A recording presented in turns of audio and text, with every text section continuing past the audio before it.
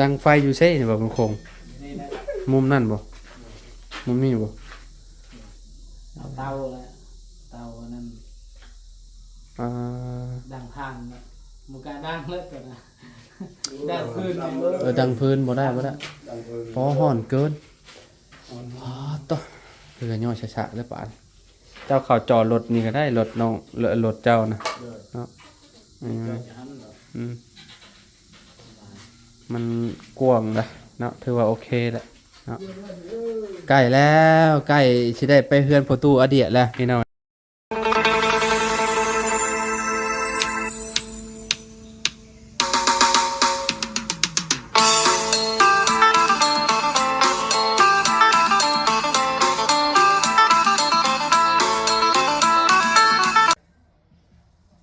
กราบสบายดี FC เบิร์ดสุขุสุคนเนาะบ่ว่าสิอยู่ในและก็ต่างประเทศเด้อพี่น้องก็ยินดีต้อนรับเข้าสู่ช่องบ่าวลาวคือเก่าพี่น้องเนาะมื้อนี้พี่น้องเปิดภาพมาก็ด้านหลังเฮานี่เนาะก็คือแบบเพื่อนครัวของน้องไส้พี่น้องเอ้ยเนาะทางสร้างแลเพิ่นก็แอมแล้วเรียบร้อยได้พี่น้องเอ้ยเนาะโอ้ถือว่าโอเคเลยพี่น้องเนาะพอไม่ลาวพี่น้องไม่พาสละนี่เนาะเอาไปเบิ่งไปชมกันพี่น้องว่าเป็นยังไงโดยพี่น้องเอ้ยเนาะโอ้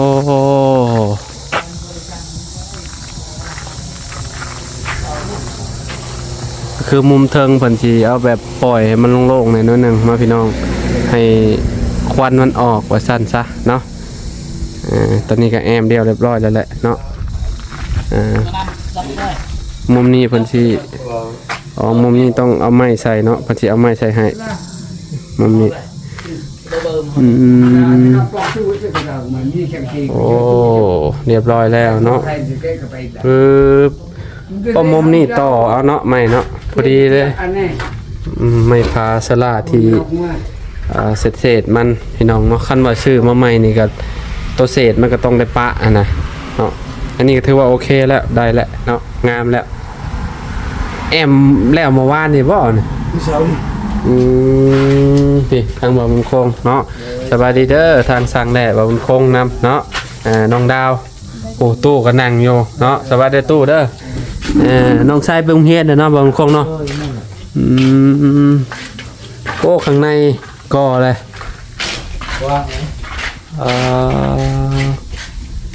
ก่อได้ลายแล้วเนาะมื้อแรกนี่สงสัยแล้วอยู่นี่เนาะคือแบบเอาขึ้นชุดเลยบ่เนี่ยถ้าผมเรียนบอกเลยละถ้ามันพอฮอตกันนี่มันไม่พอถ้ามันบุพอทางเรือแล้วทำเลยเด้น่ะชุดใหม่ตัวนั้นอะไรชุดหัวเสานี่ก็ถือว่าโอเคแล้วนี่หัวเสาอันนี้นี่เนาะชุดอยู่นี่คันว่าสิก่อขึ้นชุดมันกับย่อคือว่ามันสิบ่จับนี่ติมันอยู่ในหม่องดินพอดีเลยบัดแรกนี่ถือว่าแล้วนะเนาะมานี่ยันโบกพี่น้องเนาะแล้วก็ตั้งหัวชวมบ่ถ้าเราปลูกแล้วก็คือสิเทพืชเนี่ยมันสูงขึ้นกว่าเก่าบ่สูงทางนี้มันชูมุมนี้บ่มันคอยตรงนั้นมันคอยลงน้ำไหลไปพุ่นเนาะอย่าที่เจาะให้น้ำออกตรงนั้นเลย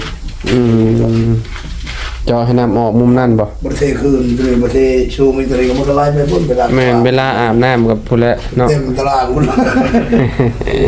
เห็นหลายได้เห็ดห้องน้ำแหละแบบเห็ดให้มันแบบเพียงหลิบเลยนะแล้วเวลาอาบน้ำแล้วมันสิไหลออกไปผู้เลยประตูผู้เลยอันนี้ต้องเทจับแบบระดับน้ำเบิ้งเนาะให้มันค่อยๆพี่น้ำเทไหลออกพี่เนาะแล้วเรียบร้อยแล้วก็ยังรอถ่าตัวนี้เนาะรอลงบ้านนี่รอบ้านรอหยังเนาะไม่พอดีเลยแบบคุณพงษ์เนาะไม่พาสลาเนาะอ๋อเอาตัวไม่ต่อมันก็งามคือกันนั่นแหละมันบ่ได้เป็นหยังดีกว่าทิ่มละล่าเนาะมันนี่เด้แทบเบิ่งสิบ่ออกเลยว่าต่อเอาหาพี่น้องอะไรเนาะ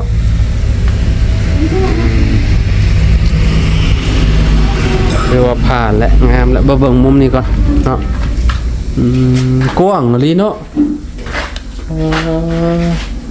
แบ่งครึ่งนี่ให้กว้างเรื่องมาไหมล่ะ แม่นคะแนนแบ่งหมองนี่แห่ง ลาเลยสิเอง ห้องน้ำนี่ป๊อดโตเข้าไป10คนยังบ่เต็มนะขนาดว่าเราเอาประมาณ2เมตรเท่าใดจะเอานะ สาว 2เมตร20บ่2เมตร20ก็ยังบ่กว้างพี่น้องเนาะนี่ซอกมันก็ฮู้แล้วโอ้กว้างกว้างแฮงไผสิเข้าไปอันนั้นอยู่หั่นเนาะ สามที่เลย แค่เข้าเทื่อละ4เทื่อละ5คืออยู่ ให้จะอาบน้ คะแนนว่าอันนั้นก็แฮงเอายับเข้าอีกก็ยังดีเนาะยังได้เนาะสมมุติว่าเฮาบ่อาบน้ำมันยังใส่นะแต่ว่าอันนี้อาบน้ำแล้วก็ซักสมมุติว่าเฮาบ่อยากออกมาซักข้างนอกก็ซักอยู่ข้างในก็ได้พวกเสื้อผ้าเนาะเวลามันแดดมันหยังฝนตกหรือว่าอิหยังก็เนาะหรือว่าอนาคตในอนาคตบ่มีเครื่องซักผ้า ในอนาคต ำ ใส่ได้เนาะห้องใหญ่ๆหนึ่งเลยใส่เครื่องซักผ้าก็ได้ได้นี่นะนี่มันกว้างมันกว้างหนึ่งพี่น้อง ได้ชั้นนี้3 เมตร3 เมตรปลายก็2 เมตรปลาย ไม่ก็เซตามมันนั่นตามเฮือนเนาะ ตามเช้า ตามเสาตามหยังนี่แหละเนาะตอนเพิ่นตั้งเพิ่นบ่ได้จับน้ำปานใดเนาะตอนเพิ่นตั้งเสาให้ตอนนั้นนะพี่น้องมามุมนี้นี่กว้างเห็นบ่กว้างลงมายับลงมาพี่ ตั้งวงกบเนี่ยเนี่ยก็ตั้งวงกบดีเลยตั้ง ได้วงกบวงกบเจ้าเนาะนี่ตามนี่เลยเราเห็น บัดตรงนี้มันบ่ใช่มั้งเพื่อนมันชาวมันเชยแล้ว บ่มีน้ำเที่ยงก็งานเข้าแล้วใส่เอาตาเปล่าเบิ่งเนาะแค่นั้นบ่มีอันนั้นบ่มีน้ำอันนี้ก็เอาลูกดิ่งบ่ ลูกดิ่งก็ได้ ลูกดิ่ง ก็ได้ ลูกดิ่งแห้งลูกดิ่งแห้งเที่ยงครับตัวนี้แหละแห้งขาดเนาะ ให้ก่อนน้ำเทียม แห้งกว่าน้ำเที่ยงอีกตัว จะซื้อมาจากตลาดจะบริจับดิ่งก่อนก็บ่ได้มันดิ่งเด้แบบนี้เชื่อมันเลยบ่ได้ อืม หากแบบนี้เราเอายางกาวเลยเด้ใช่ดิ่งเลยครับตอนเลย เห็นแต่ละอันสร้างก็มีแต่ลูกดิ่งนี่แหละลูกดิ่งเพิ่นเอาดิ่งเบิ่งหั่นนะพี่น้องจับระดับเบิ่งว่ามันเอียงซ้ายหรือเอียงขวาแบบนี้นะเนาะพี่น้องเอ้ยเนาะประมาณนี้เนาะตื่นแล้วคนน้อยเนาะตื่นแล้วอีหล่ะโอ้ขี้โอ่งได้คนนี่ยิ้มเฉยพี่น้องเอ้ยเนาะพอขนาดนั้นนะเนาะฮ้อนเนาะเข้ามาฮ้อนพี่น้องก็ยืนแล้วสิไปปิดเบิดนี่เรียบร้อยเลยขอเนาะสมมุติว่าบ่มีหน้าต่างนี่เรียบร้อยเลยเนาะอันนี้ยังมีหน้าต่างมาเวลาเฮาเฮ็ดอยู่เฮ็ดกินก็เปิดออกไปแบบนี้เลยเนาะดังไฟอยู่เซ่นี่บ่มันคง นี่นะ มุมนั่นบ่มุมนี้บ่ เอาเตาแล้วเตาอันนั้นดังทางนะหมูกาดังเลิศก่อนนะดังพื้นเลย ดังพื้นบ่ได้ ดังเพิ่น พอห่อนเกินต่อเรือย่อช้าๆแล้วป่านเจ้าเข้าจอดรถนี่ก็ได้รถน้องรถเจ้านะเนาะ เกิดอย่างนั้นเหรอ มันกว้างนะเนาะถือว่าโอเคแหละเนาะใกล้แล้วใกล้สิได้ไปเฮือนประตูอเดียแล้วพี่น้อยเนาะ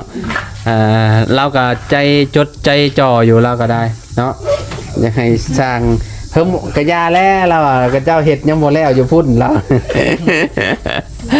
เห็ดแนวใดเรา คือเฮาตอนนั้นแล้วรอตลอด นอนเผาเนาะเผาไหม้เนาะเผาไหม้ไว้พี่น้อยเนาะ เพื่อนแล้วมาแล้วเพื่อนเฮายังมาแล้ว จากได้สร้างดีก็ต้องรอพี่น้อยเนาะรอไปเดี๋ยวก็แล้วเดี๋ยวก็ได้อยู่แหละเนาะเพราะว่าเพิ่นกับบ่เคยอยู่เฮือนงามหั่นน่ะเพิ่นก็คือสิเติบหนึงแล้วเราก็ได้เรามีแต่อยู่แต่กระต๊อบหลังน้อยๆ เราย้ายไปตลอดเด้ตอนนั้น เพราะว่าเราอยู่ที่กับเจ้าอยู่ที่บ่อนที่เราอันซื้อแหละตอนนั้นก็เป็นเฮือนแล้วอยู่นะฮะตอนนั้นเราปลูกกระต๊อบกระบบบ่น่าสิใหญ่ปานใดดอกซ้ำปัจจุบันเนี่ยบ่จักเราก็เคยอยู่หมู่หันก็เป็นที่เราสุดท้ายมาสุดท้ายเราก็ซื้อเอา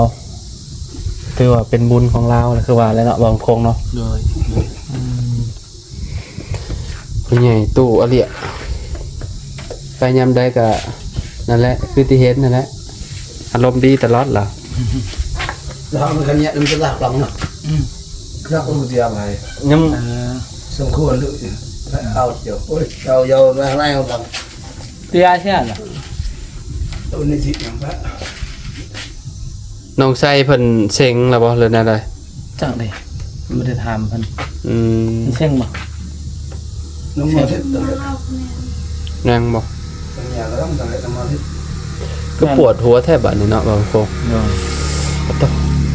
ตา เอา แดด ไปเศร้านี่จิปวดคอก็เจ็บหมดบาด บ่สบายบ่เลยแนวใด โดยกินยาแล้วยานะคิดว่ายานะแนวใดทางทำเจ้ามีคือกันยาคือนั่นก็กินแล้วเด้ อ๋อนี่เจ้าก็ได้คือกันเนาะ เด้อ ยานี่คือยาเป็นยาทางเอื้อยใหญ่ใจดีเพิ่นนั่นแหละพี่น้องเนาะเอาให้บ่าวบุญคงนํเนาะ ข้อยก็มีคือกันนี่แรกๆเขาก็สิเอาให้เจ้าตัวนี้แหละมันเป็นยาแก้ไข้แก้ปวดกินได้ตอนนี้นะ หวานเนาะ แม่นหวานมื้อนั้นก็คิดว่าวิตามินมันน่ะ โดย มื้อว่าตูนเอาให้แรกๆบ่ได้แปรเบิ่งเด้พากันกินคนละเม็ดละเม็ดเลยมื้อนั้น คิด ซองเพิ่นเฮา เอ่อคิดว่าเป็นวิตามินอันวิตามินซีจ้ะดอกกินเลยกินข้าวแซ่บแบบนี้นะ โดย จิแท้บ่ได้แม่นเป็นยารักษานั่นแก้ปวดแก้ไข้พี่น้องเอ้ยเนาะกินเบิดปีก็บ่เบิดอันนี้นะ ลาย บ่เป็นลายนะแม่นสร้างแลก็กินโลดแล้วคะแนนว่าปวดหัวปวดหยังขอกินน้ำมันรดจากเมืองนอกได้น่ะของดีได้อ่ะกินแล้ว พากันกินข้าวกินน้ำเรียบร้อยเนาะ โดย อืม จะลาวนี่กิน กินมาแล้วเขาก็ได้แล้วแต่หัวเหยืองพวก โดย กินแกงหน่อไม้ทั้งนั้นในตู้แม่เสาคำรับไปหาแต่เช้าๆแกงหน่อไม้ยามนี้ก็แกงหน่อไม้แล้วเนาะ โดย มันบ่อึดพี่น้องเนาะ อดแล้วหน่อไม้ เพราะว่าฝนตกแล้วมันชุ่มแล้วมันออกพวกหน่อไม้ไผ่อะข่อยเห็นตามทางกับเจ้าขายเต็มอยู่ มีแล้วได้ ลายแห้งอะไรหน่อไม้ขาวๆอะไรพี่น้องเนาะเอาไปต้มเห็ดแจ่วคักหามาใหม่ๆนะเนาะ โดย เห็ดแจ่วส้มหั่นนะพี่น้องเนาะเห็ดแจ่วส้มบางนาวนะโอ้คักอยู่ดอกแซ่บๆแบบนั้นนะเจ้าบ่ได้ไปเวียกบ่ บ่ได้ไป จังได้เวียกงาน พัก ผักยาวแล้วบ่เล่นนั่นได้ พักยาวเดือนหนึง คะแนนมากลับไปเพิ่นบ่เอานี่เฮ็ดได้บ่ ออกเลยแหละ อื เพิ่นบ่เอา ม ยังมีแต่ออกเพิ่นเอาขึ้นกับเขา เมื่อได้อันเจ้าสิไปเพราะว่ามันมื้ออื่นก็สิ้นเดือนแล้วเด้นี่วันที่1ได้มื้ออื่น โดยแต่มื้อนี้แหละเพิ่นไปวันที่30นี่แหละเพิ่นไป อ๋อคะแนนว่าจะไปจะต้องเริ่มไปมื้อนี้เนาะ โดยแต่เฮาบ่ได้ไป เออเห็นหลายอยู่เห็นกับเจ้าอันมาแซวๆมาเฮ็ดเวียกบางคนก็น่าสิหยุดคือกันกับบ่มันคงนั่นแหละแล้วเพิ่นเริ่มมาเฮ็ดเวียกเฮ็ดอีกบานนี้สิ้นเดือนบ่ได้จังกลับบ้านได้มั้งครับ โดยนั่นน่ะ เริ่มใหม่พี่น้องเอ้ยเนาะแต่ว่าเจ้าก็คะแนนว่าเพิ่นบ่เอาก็มีแต่ออกอย่างเดียวเนาะ โดย อืมมาเฮ็ดให้เฮ็ดชวน โดย มื้อนี้ไปให้บ่มื้อนี้ โดย ไปปลูกหยัง ไปฮือให้มันบ่ไหม้หมดเฮาก็เก็บเอาจัง ไปฮื้อ โดย ตัวที่ว่าจูดมาใหม่อะบ่ โดยแล้วก็เอากดกล้วยคนกล้วย สังเกตเห็นเบิ่ง